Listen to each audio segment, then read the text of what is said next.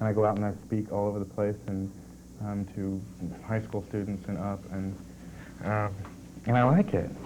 So I'm gonna, let's back of my head. No, I'm gonna, I guess I'm gonna start with, sure everybody in here has had at least one sexual experience in their life, and chances are, when you had that sexual experience, you didn't use safer sex methods or precautions. So many people might think that there's just really no reason to even do that, and I'm here to tell you there is. There are many ways to contract the HIV virus. Some that you wouldn't even think about. First, I'll tell you that it can't be transmitted by coughing or sneezing or kissing, sitting on toilet seats or swimming pools. These are the virus is in very low amounts in saliva, so those are some of the ways you can't get it. The virus, the HIV virus, which causes AIDS, or hasn't been proven not to cause AIDS, is found in 4 basic fluids, and that's vaginal secretions, mother's milk, semen, and blood. That's 4. That's it. No spit, no boogers, no, can't lick a stamp and give it to somebody. Just those 4 basic fluids. It's vaginal secretion, semen, blood, mother's breast milk. Okay, so let's start do a scenario of a night out, and I'll take you from low sexual activity to the tough stuff. Starting with the, you just met a wonderful girl, and you guys are going out on a date that night, and I usually use the kitty thing. You just got a new kitty and your hand's pretty tore up, or you got a bad cuticle. You guys all look like you work with your hands, that you might rip your cuticles up.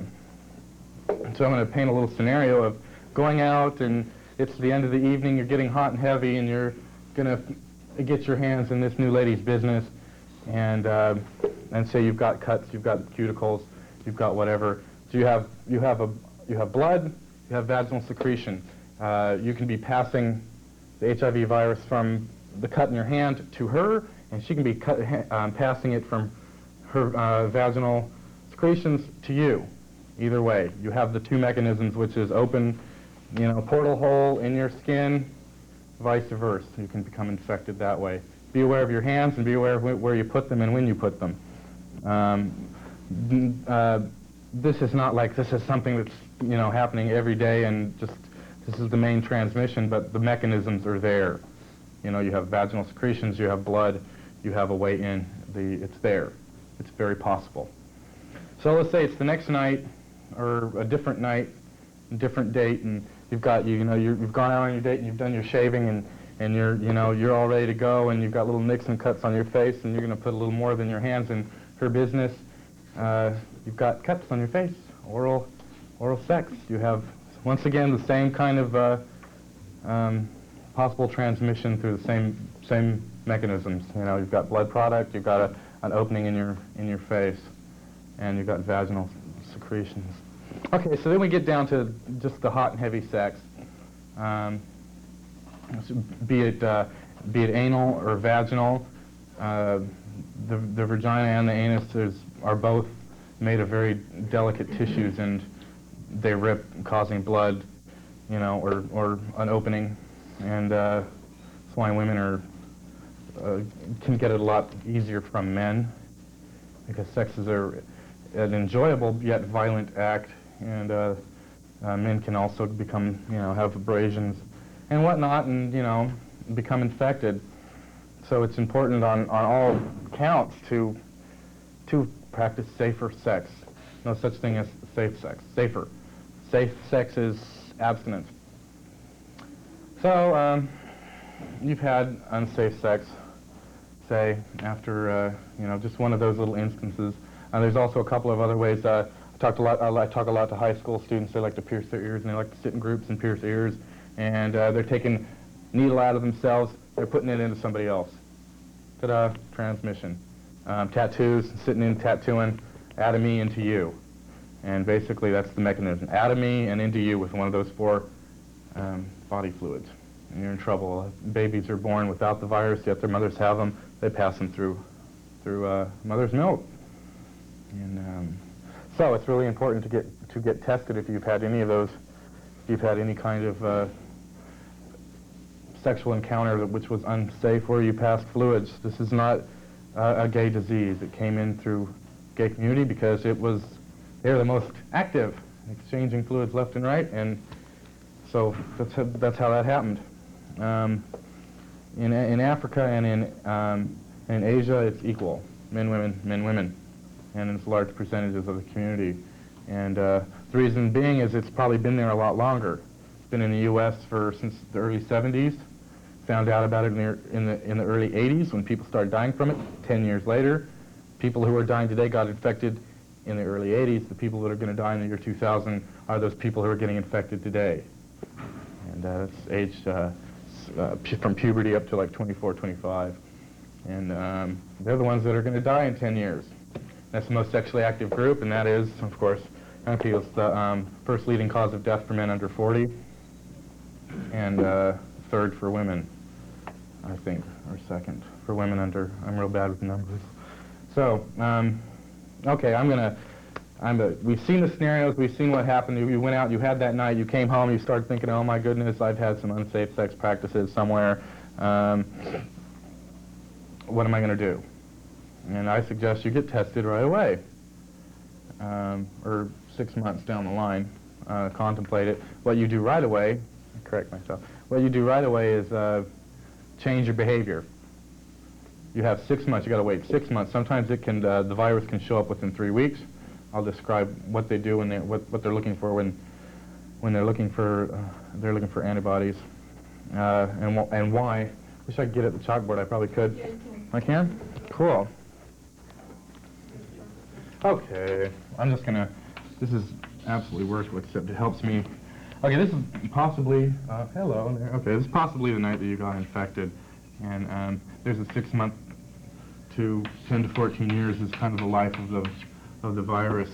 And being this night, say it's 3 weeks, in some cases that the virus can be detected through antibody buildup.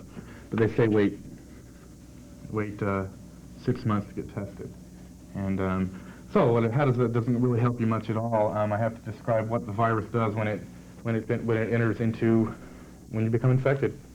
And I guess I have to do that. How am I going to do that? Okay, your immune system is built up of liver, spleen, and blood, white blood cells and the red blood cells, and T helper cells. I need to stay on this thing, huh? Okay, and I'm going real big. Okay, this is a T helper cell, and they got these little key grooves up here. This is your DNA in the middle, and your DNA, of course, is who you are and where you came from, and the color of your eyes, color of your hair. You have the little AZ viruses floating around in there, and this is their main dinner. This is their main meal. They find these little grooves, little keys, and they enter into your cells and enter themselves into your DNA and become part of you. So when this is recreated, when you're recreated with the virus. It eats this, makes this foreign. The other cells, the other helper cells recognize this as foreign now and they kill it off. Now if it doesn't get killed off by its own army, it's being killed off by the virus. So you have this inside yourself, and this is the night of your infection. Say you have 1,500 T helper cells, right? Okay, that's good. God gave us 3 times what we really need. You got 1,500 of these. Your immune system is trying to identify this new invader, and it takes it 6 months to do that. It doesn't know what it is. It doesn't know how to fight it. It says, what is this? What do we do? And it takes it approximately that long to build up antibodies which attack the virus. I guess they do a lame job. I don't know. So to build up the antibodies, during this period you don't have nothing fighting it. It's growing at an enormous rate. Every aspect of your body, it's just going throughout your body. My numbers might be wrong.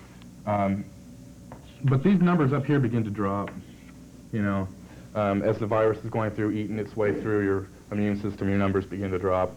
And you get to 10 to 14 years, you know, and you're possibly below 200.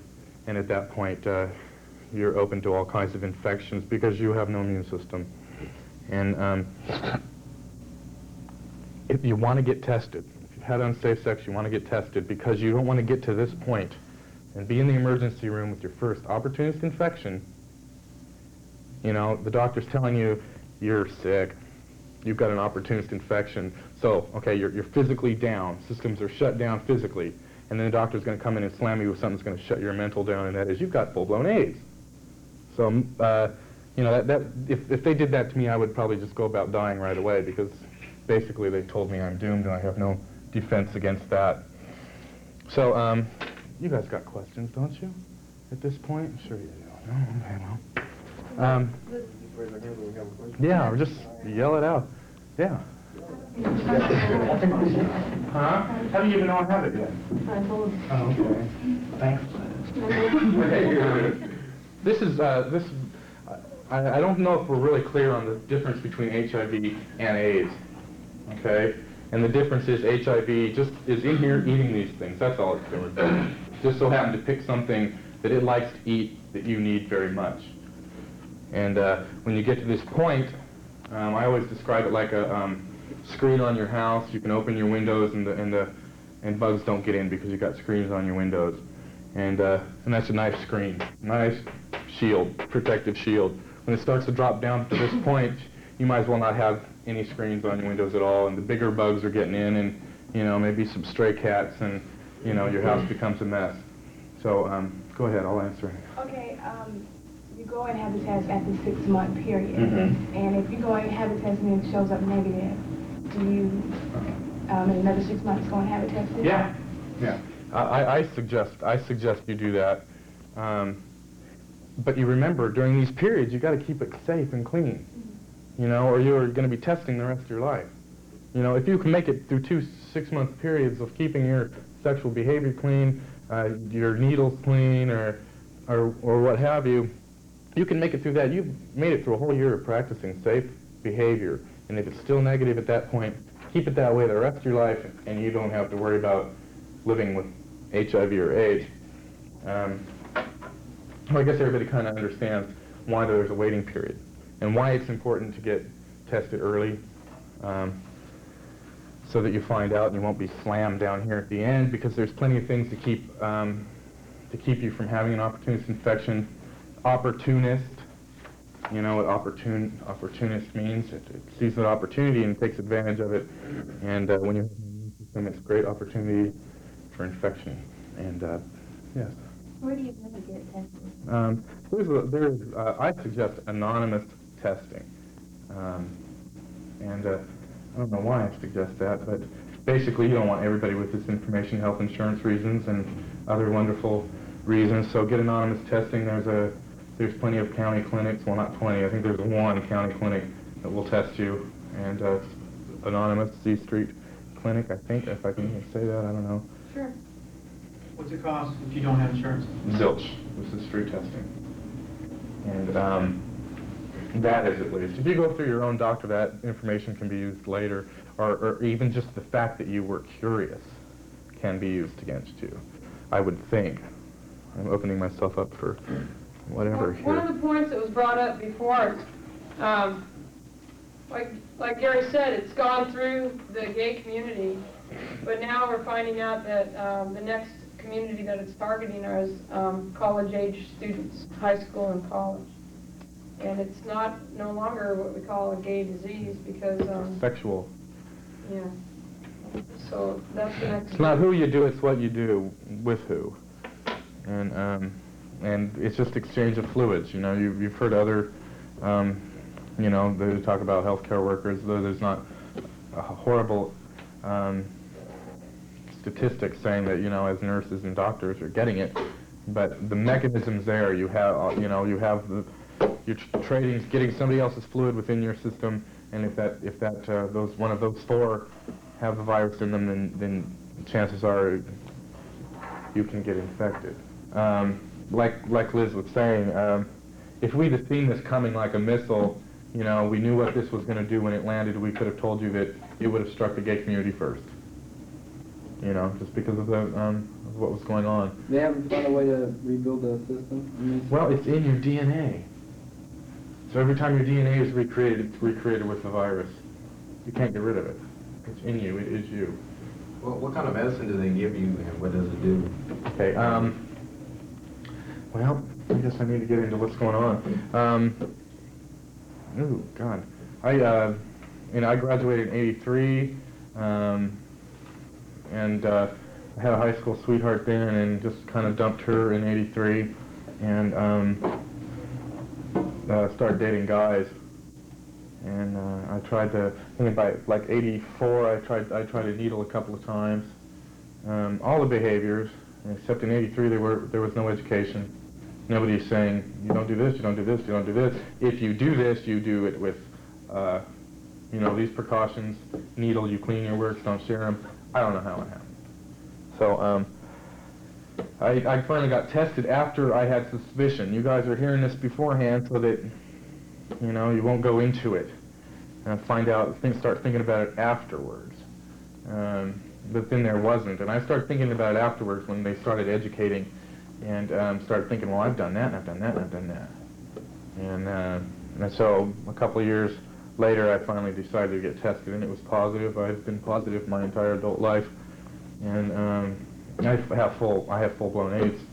I was diagnosed full-blown in August. I had pneumocystis pneumonia, which is an opportunist infection. My count was down to 58, and it's gone back up over 200, and they fluctuate. Keep yourself healthy. Keep your mind going. I always say I'm not here to teach you how to live with HIV. I'm here to teach you how not to get it, and that you can get it.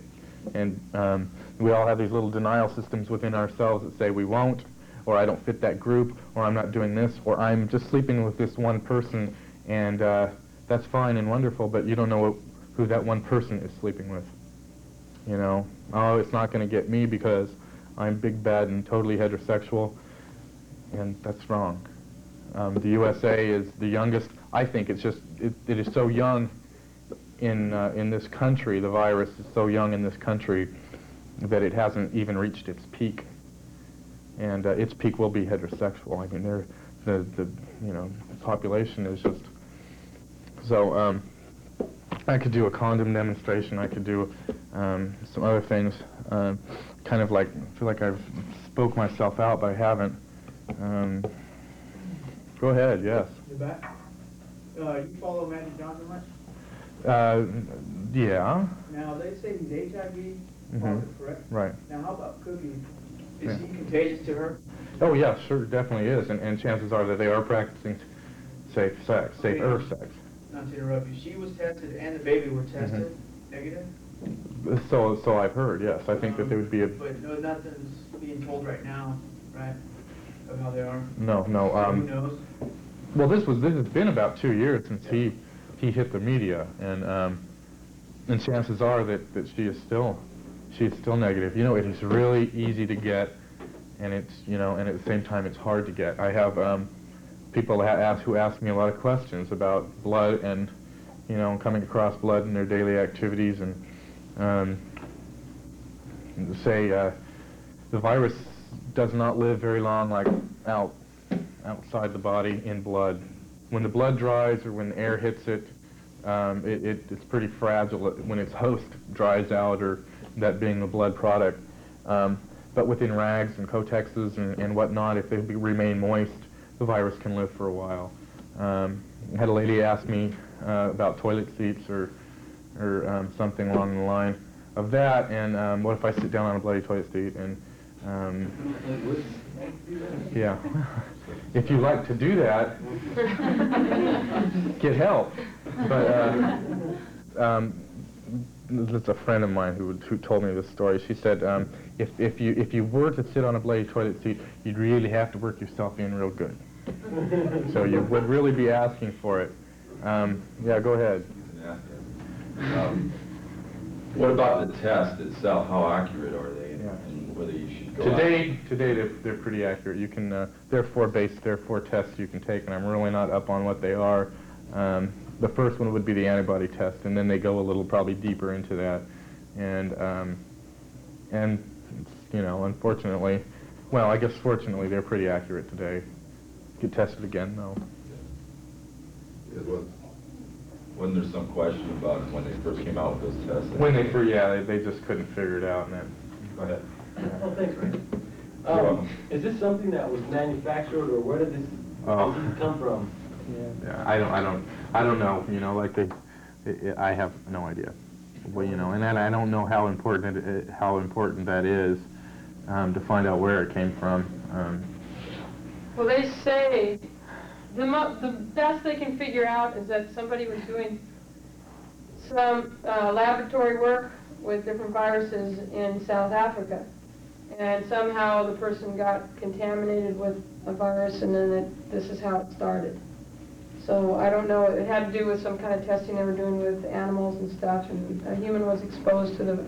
This is what the best they can come up with of how it happened. Well, I've had people tell me that it came down with the space shuttle one day. So there's been no, yeah. I was curious. Yeah. Has it affected your routine, your daily routine? Oh yeah. Okay, so by '86, I had confirmed my my HIV status. There was a 2-year period that I was suspicious, and I was just suspicious though, and I wasn't practicing safe sex, and there were three women involved and some guys, and you know, I was just running around having fun, being suspicious, and I finally got that confirmed, and I had to go back, and I located 2 of those women and talked to them, and found out that they were okay, and I'm sure they're practicing safe sex today after a blow like that. And the other one is in LA County, and I haven't got a hold of her. So that was about at that point. I used to drink and do a lot of drugs, and so I had to change all of that stuff, you know, if I wanted to, you know, live to be 30. And so I changed that behavior. Since my pneumonia in August, I haven't worked, and that's fine. I've just taken out loans and stuff, and maxed my credit cards out, and bought a convertible. Did you like when you first found out, did you think that you were gonna die Right away, yeah, and that was, when I first found out, I started doing all the drugs I could and drinking all I could and trying to die, and it took me 2 years to figure out it wasn't going to happen like that, and so I decided that it was quality of life, not quantity, and so it's been almost 10 years now, and so I'm doing this, and like I say, I volunteer at Safe Site, and go out and talk to teens and whoever else I can get this message to. I just feel that's really important. I didn't have that in '83. You know, had I had it, I would have practiced the safe behavior. I still did the same thing, more than likely, but I would have done it safely. And Should tell them the distinction between HIV and then full-blown. yeah, when I was trying to do that with the window thing, and the opportunist infection. It's when your numbers are down, and those things, you know, you guys are more dangerous to me than I am to you. You know, you guys have things on you, and maybe you have a child at home with chicken pox, or maybe you've got active TB or whatever, or just anything. You know, you guys are more dangerous to me than I am to you, and if you understand that, those little things are out there, and they're looking for an opportunity, and I'm the opportunity, and so if I get one, I get sick, and it might take me longer to get over, and eventually I'll drop dead. So there's pneumocystis pneumonia, which is just you drowned, and then there's the smaller things which can get you if not. There's just medicines for everything. There's the retinitis, there's the chicken pox, which is a form of herpes. You can have, your whole head can turn into one big herpes, And but there's medicines for that stuff, and that's one reason why I say get tested early to find out about this, and that is you can take this stuff and prevent those kind of wonderful things happening. There's certain things that you can't prevent, and sooner or later they will take over, and that will be it. I kind of really got off track there. I don't know why. 86? You're on 86? Oh, I was back. You really keeping track? Yeah, 1987 I quit drinking and I quit doing any of the other recreational drugs, and started getting into changing some of my behaviors, and I got tested again, and it was still positive. I didn't follow up my first test, and I was still positive. So Yahoo would be. I had an operation on my. I had an operation, and I laid in bed for a couple of months. Now, I already knew I had HIV, and I knew it was really risky to have the operation. My count was pretty low. I don't know back then if it was like 300 or something. This was last year around this same time. And I went through the operation and laid in bed for 2 months, not moving around or anything. And my eating was really affected, and I lost a lot of weight. And then after I had healed from my operation, I got up and figured out that I really couldn't move around too well, and I didn't know why. I got on my, I tried to do a little working out, and I couldn't do it. And I finally took my temperature, and it was like 105, and I had pneumonia. And I went into the emergency room, and they kept me for 9 days, where I thought I was going to die, and got out of there. And they said I wouldn't gain my weight back, and I did. And they told me that I'd be dead by November, and I'm not. So, and I think it's contributable to the fact that I have something to do that's positive, and I'm doing that. And you look like you've got all kinds of questions. So, anybody know what a dental dam is? No? Dental dam? A dental dam? It's for oral sex. Yeah, she's back there going, it's for that. You stretch it like this, and then you get your face in it. And because men can just as easily get it from women during oral sex.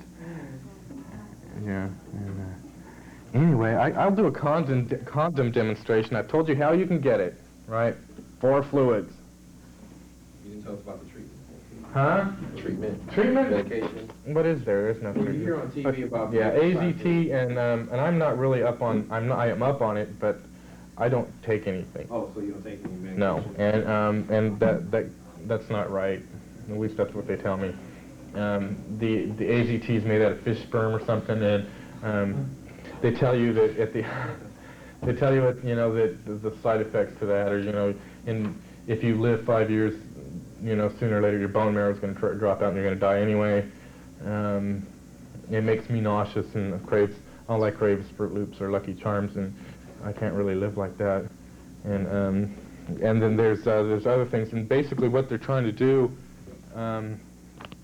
is put a coat around the T cell so that the virus won't recognize or it won't get at it or whatever. Try to back them off, and because they can't kill the virus, they just back them off. And sometimes it works for a while, but it's not a long-term. It doesn't help for long periods. Your body builds up immune to it. The virus mutates,